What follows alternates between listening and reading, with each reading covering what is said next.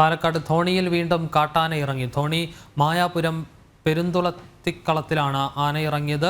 പുലർച്ചെയോടെ എത്തിയ കാട്ടാന വ്യാപകമായി കൃഷി നശിപ്പിച്ചു. വിവരങ്ങളുമായി അരുൺ ആലത്തൂർ ചേരുന്നുണ്ട്. അരുൺ, വ്യാപക കൃഷിനാശമുണ്ടായി എന്നാണ് മനസ്സിലാക്കാൻ സാധിക്കുന്നത്. ജനവാസ മേഖലയിൽ വീണ്ടും കാട്ടാനയുടെ സാന്നിധ്യം ഉണ്ടാകുകയാണോ?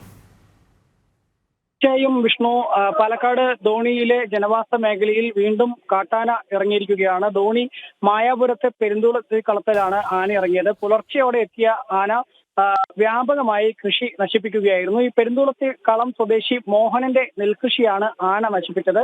കാട്ടാനകൾ ജനവാസ മേഖലയിൽ ഇറങ്ങുന്നത് തടയാൻ ശാശ്വത പരിഹാരം വേണമെന്നാണ് നാട്ടുകാർ ഉൾപ്പെടെ ആവശ്യപ്പെടുന്നത്. പക്ഷേ അതിലൊരു പരിഹാരവും ഉണ്ടാകുന്നില്ല എന്ന് മാത്രമല്ല, ഈ ധോണിയിൽ കഴിഞ്ഞ 2 മാസ കാലയളവിലായി ഇത്തരത്തിൽ വ്യാപകമായി ആന ജനവാസ മേഖലയിലേക്ക് എത്തുന്നു എന്നുള്ളൊരു പരാതിയാണ് നാട്ടുകാർക്കുള്ളത്. പ്രധാനമായും ഈ മേഖലയിൽ PT7 എന്നുള്ള ആനയെ പിടികൂടുക വഴി, അതിനെ കുങ്കിയാനയാക്കി മാറ്റുക വഴി അവിടെയുള്ള കാട്ടാന ശല്യം ഒരു പരിധി വരെ തടഞ്ഞതായിരുന്നു. പക്ഷേ ഇപ്പോൾ ഒരു ഒറ്റയാൻ സ്ഥിരമായി ജനവാസ മേഖലയിൽ എത്തുന്നു. ഒപ്പം തന്നെ ഒരു തള്ളയാനയും 2 കുട്ടിയാനകളും സ്ഥിരമായി ജനവാസ മേഖലയിൽ എത്തുന്നു എന്നുള്ളതാണ് നാട്ടുകാർ പറയുന്നത്. ഇത് പരിഹരിക്കണമെന്നാവശ്യപ്പെട്ട് നിരവധി തവണ വനം വകുപ്പ് അധികൃതർക്ക് നിവേദനം നൽകുകയും മറ്റുമൊക്കെ ചെയ്തു.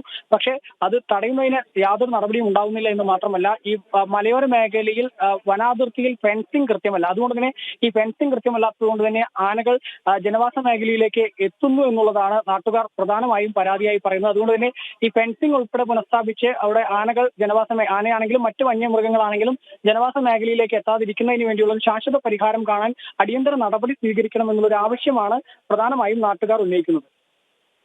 അരുൺ ആലത്തൂരാണ് വിശദാംശങ്ങൾ നൽകിയത്.